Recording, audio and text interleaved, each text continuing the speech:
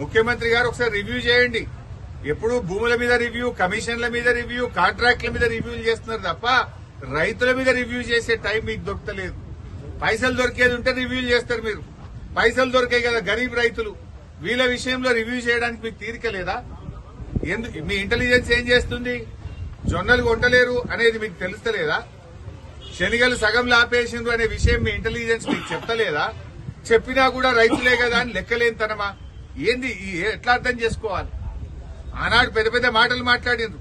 ఏం పేరే? మల్లేశం అనే రైతు చెప్తుండు, సార్ 11 గంటలు 10 గంటలే కరెంట్ వస్తుంది, సాయంత్రం 4కి పోతే పొద్దుగాల 6కి కరెంట్ వస్తుందని.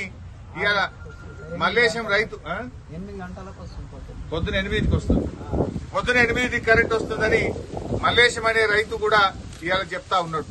అంటే కరెంటు ఇయ్యరు, రైతు బంధు వెయ్యరు, బోనస్ ఇయ్యరు, కనీసం పండిన పంటను మద్దతు ధరకు కూడా కొనకపోతే నీదే ప్రభుత్వము? నువ్వు కాంట్రాక్టర్లకు, బినామీల కోసమో, మధ్య దళారుల కోసమో, బ్రోకర్ల కోసమో, ప్రైవేట్ పైరవీకారుల కోసం ఉందా నీ ప్రభుత్వం? రైతుల కోసం ఉందా? రైతులంటే ఎందుకంత చిన్న చూపు? సో ఇప్పటికైనా స్పందించండి. ముఖ్యమంత్రి గారు ఒక రివ్యూ చేసి జొన్నల కొనుగోలు కేంద్రాలు ప్రారంభించండి. మధ్యలో ఆగిపోయిన శనగలు మళ్లీ కొనే విధంగా తక్షణమే ఉత్తర్వులు ఇవ్వండి.